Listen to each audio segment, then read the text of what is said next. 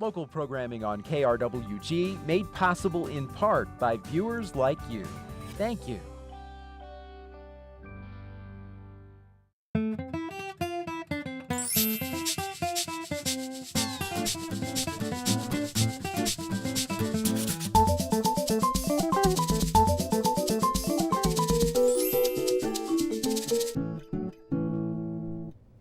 Hello and welcome to Fronteras at Changing America. I'm Anthony Moreno. New Mexico State University is set to host a symposium on global health. Here to give us a preview is Dr. Kathryn Hanley. She is an associate professor in the Department of Biology here at New Mexico State University. Kathryn, welcome. Thank you. Could you start off by telling us about this symposium and about global health in general? Absolutely. So I'd first like to say that the symposium is being sponsored by the NMSU RISE program.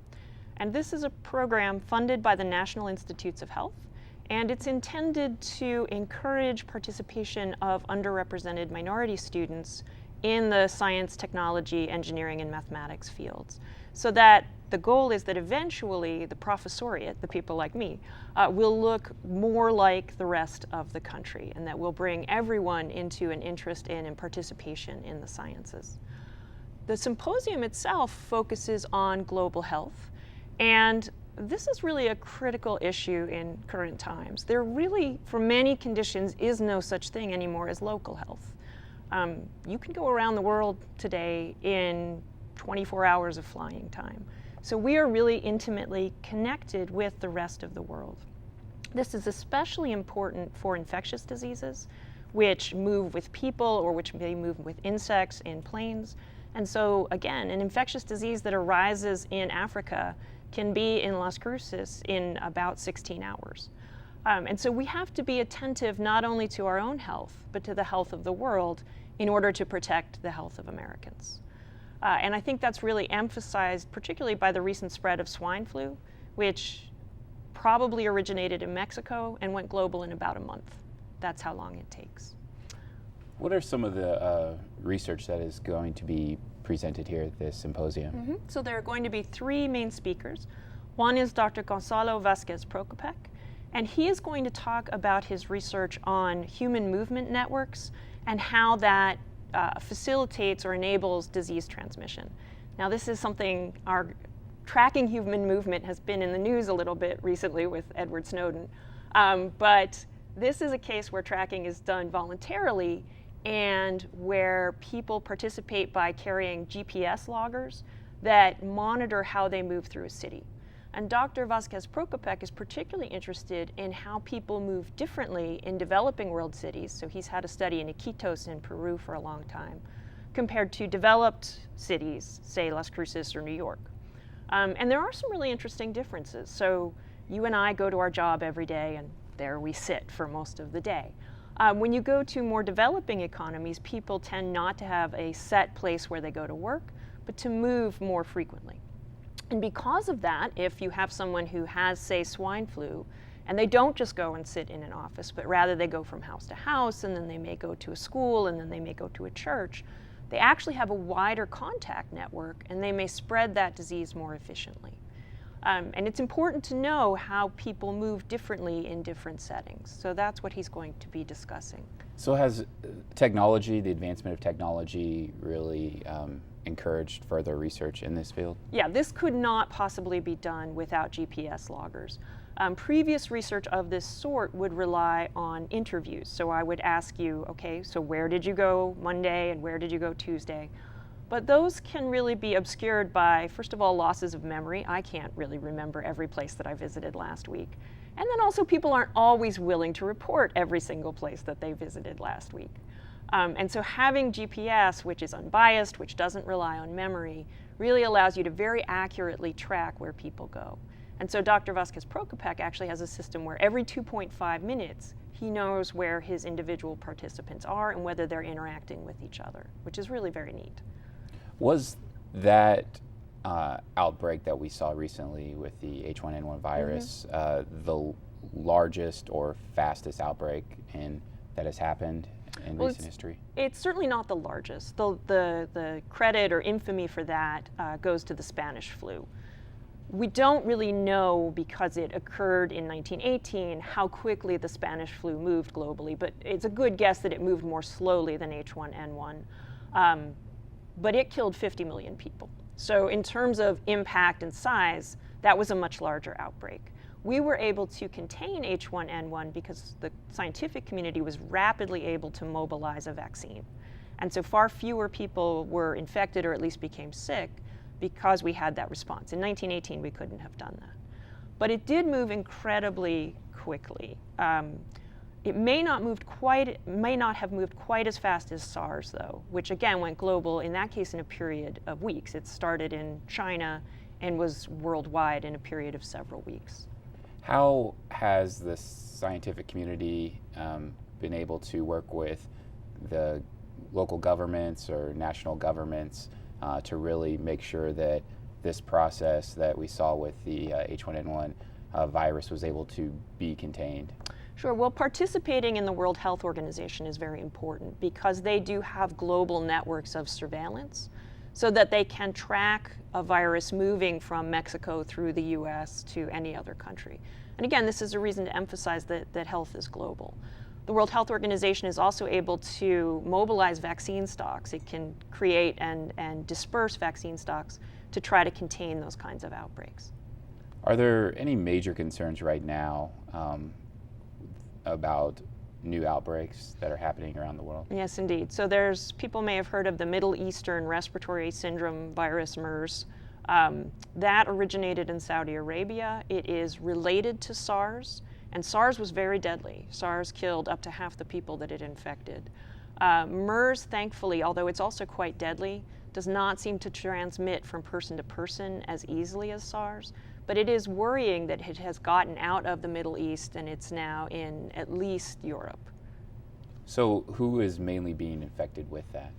Initially, that was infecting travelers from the Middle East and the healthcare workers who took care of them, which is a fairly typical pattern for this kind of virus. But it's also been able to infect people in the community as well. Is there any difference in, say, age or anything like that to who it affects the most? Or? In terms of comparison with SARS, or it seems to be a very broadly distributed virus. Right now, it's mostly infecting adults because it tends to be adults who work in hospitals or interact with travelers. There's no reason to expect it couldn't infect children. Okay. Now, back to the symposium. Could you tell us a little bit about some other research that is being presented? So our second speaker will be Dr. Lynn Messer, and she is going to talk about the welfare of orphaned and abandoned children worldwide. And again, this is critical to all of us. Many of these children, particularly in sub-Saharan Africa, are orphaned because of HIV. And so they've lost one or both parents. And Dr. Messer does a wide variety of studies looking at the welfare of these children. And that ranges from their health. So are they infected with HIV? Are they getting adequate nutrition? Are they being stigmatized? That is, are they being excluded from activities because one or more parents died of HIV? She's also done studies looking at childhood participation in labor or child labor. And again, that's a topic that's under a lot of scrutiny right now. The UN has just put forward a plan to try to end child labor. And child labor is defined as children working 28 hours or more per week worldwide. And in order to implement that, it's important to also know what the effects of child labor are on child welfare. And so one factor that Dr. Messer has investigated is how does it impact education if children are participating in child labor? And clearly, when they're participating in 28 hours or more of labor, that very much negatively affects their ability to participate in education. So with this type of research, is it going to really be presented to the United Nations, or they're going to be able to find some more information about child labor practices happening around the world right now? Absolutely. So these studies are all published in open access literature that people can obtain. So if they're interested in pursuing specifics of these findings, they can get a lot more detail than you get in a 1-hour seminar just by reading the papers that have been published by these individuals.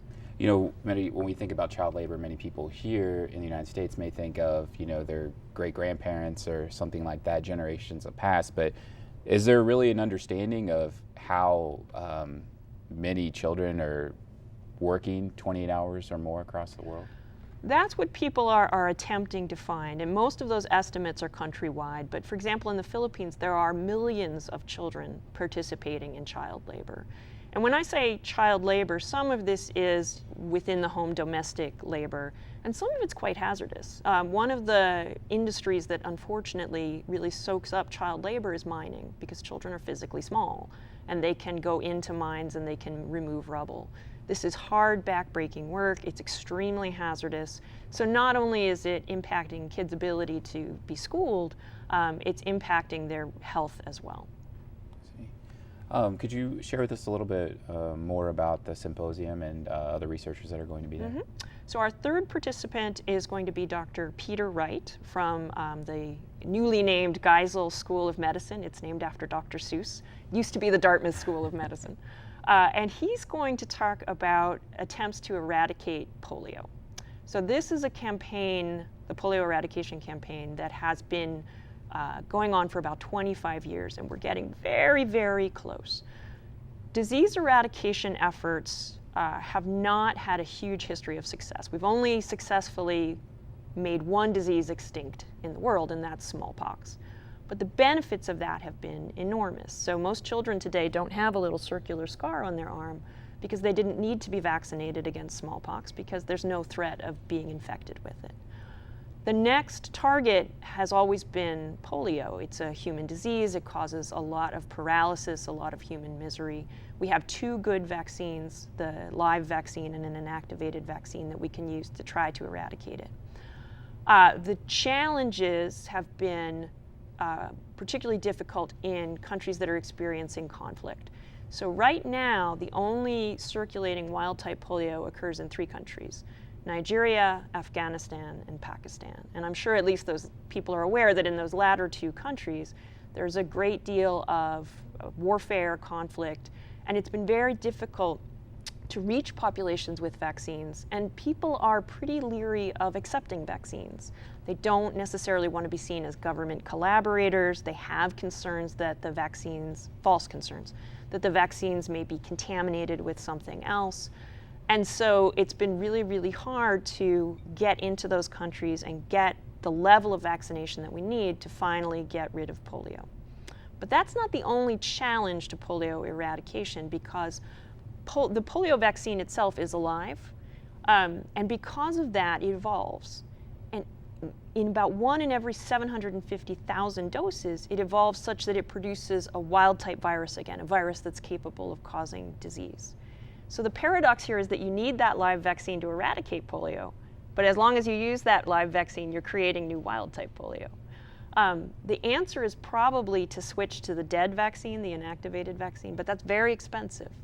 And so getting the money to do that, doing that in a less expensive way, those are some of the challenges that Dr. Wright will talk about. Another challenge is that polio persists for a long time in the water, months at a time. So even when you no longer have the virus in people, it may still be in waste streams and in water. And of course, in countries that don't have good water hygiene, that means it's coming back into the population. So we're going to have to get really good surveillance to find those contaminated water sources and protect people from those as well. How long can polio survive in? For months. Yeah. So how has it been working with these governments that are struggling to eradicate polio? Oh, it's been very hard. We don't have the best relationship with the government of Pakistan. It's fraught, right? That could also be said for the government of Afghanistan. That could also be said for the government of Nigeria. And so it's very much a 1.5 step forward, 1.25 step back situation. And the governments themselves have sometimes been the problem in attempting to really reach the end game and eradicate polio.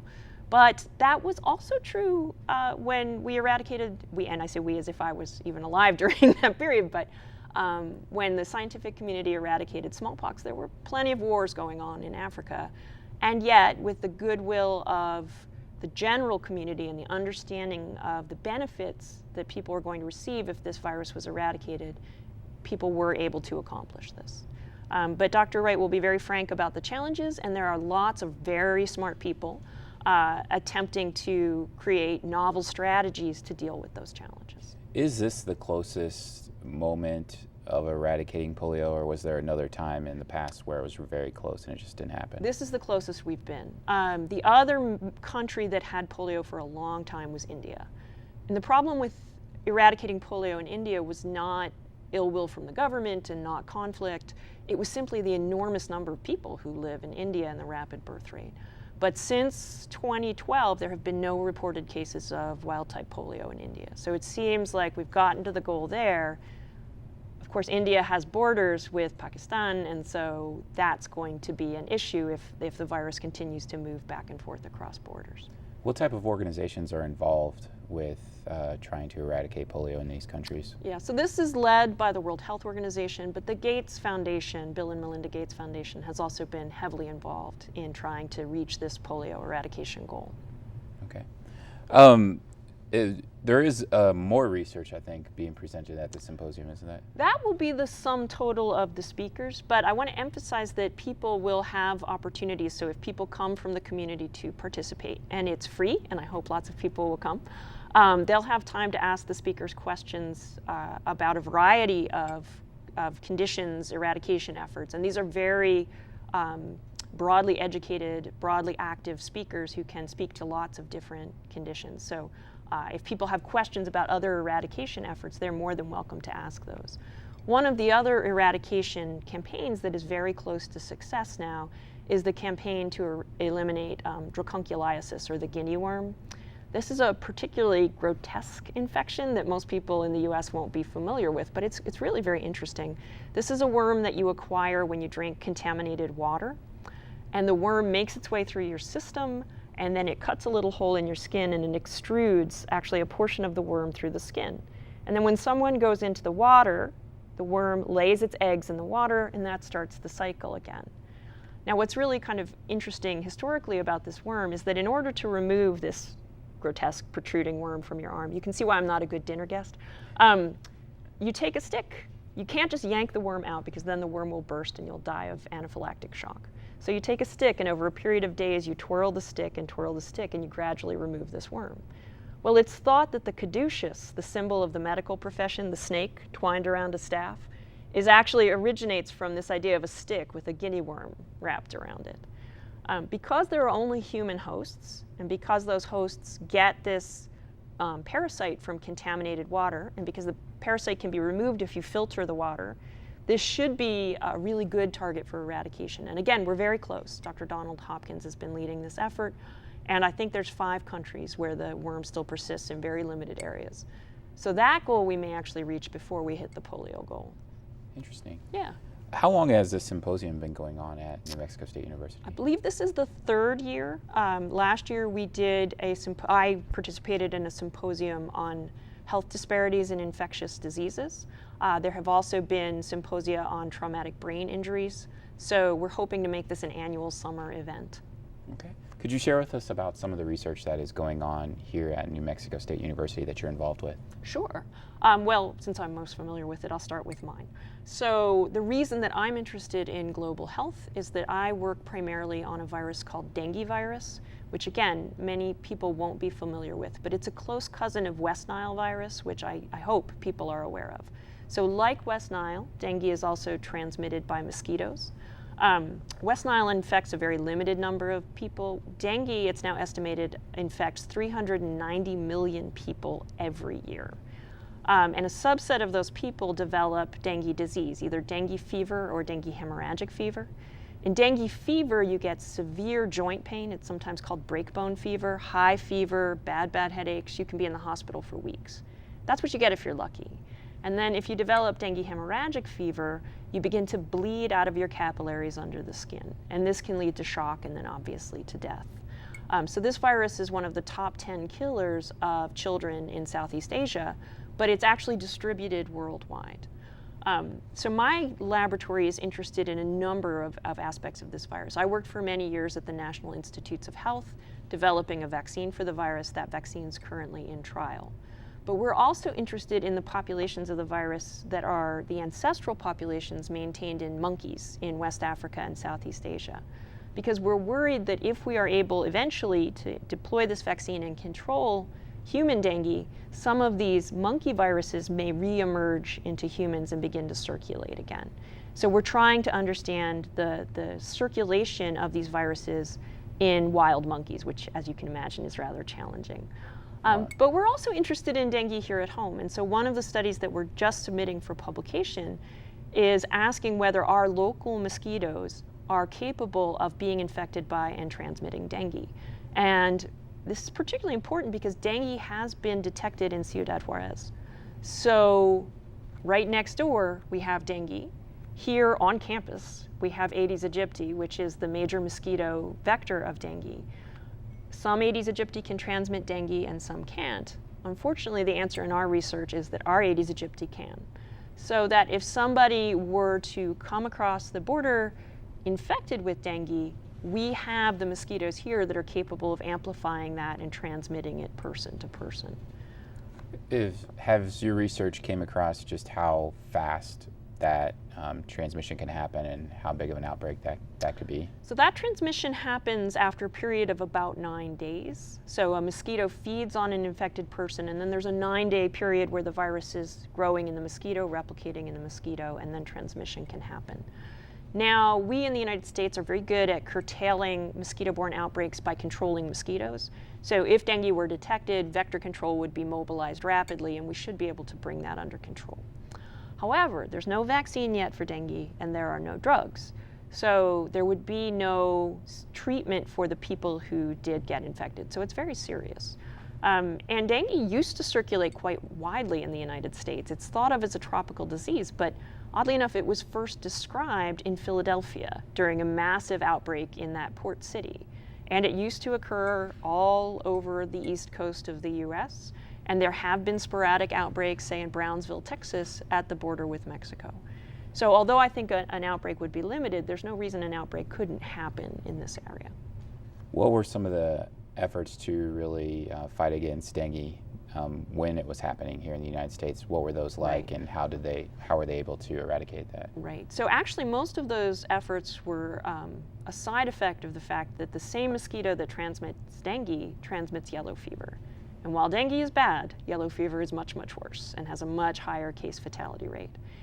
And people don't really have a historical memory of this, but yellow fever was all over the United States. We almost lost the whole city of Memphis because it was so heavily infected by yellow fever. People thought about abandoning it.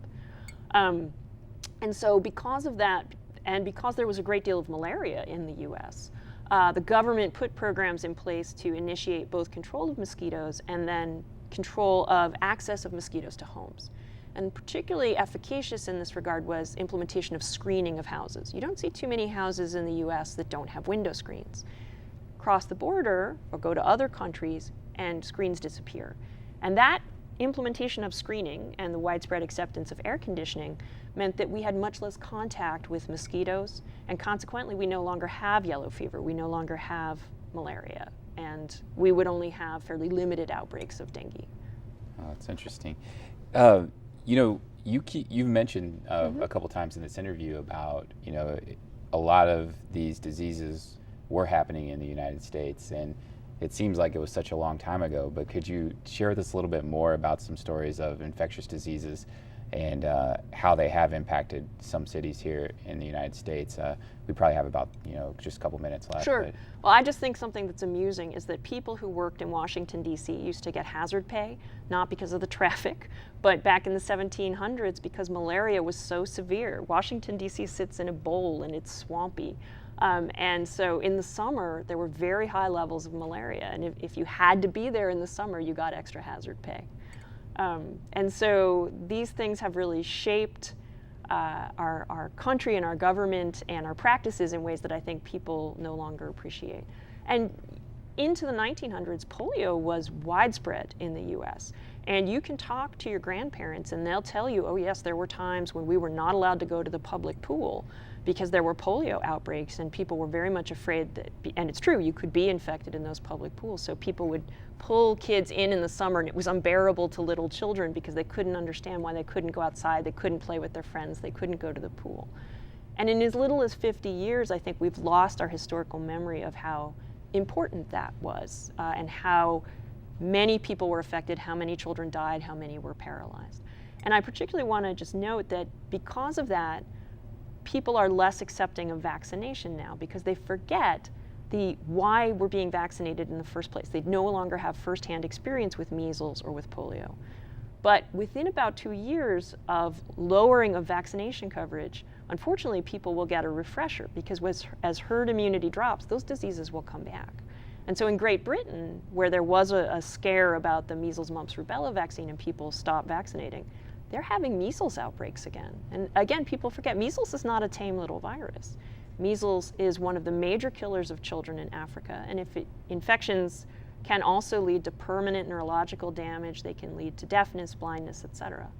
So although we're lucky and we're privileged and we live in a place where measles and polio and things don't circulate, that doesn't mean they can't come back. Again, this issue of global health. As long as they're present in the world, they can come back into the United States unless we're really vigilant about maintaining high levels of vaccination. So if anyone's thinking about not getting vaccinated, they should probably go talk to their grandparents. Exactly. All right, could you share with us where folks can find more information about the symposium? If they go to the NMSU website, it's easy to find a page for the NMSU RISE program, and all the information is available there. And I'm hoping that you may post it on your website too. All right. Well, thank you very much for joining us. Thank you very much. Right. Our guest was Dr. Kathryn Hanley. She is an associate professor in the Department of Biology here at New Mexico State University. Thank you for joining us. I'm Anthony Moreno. This is Fronteras, A Changing America.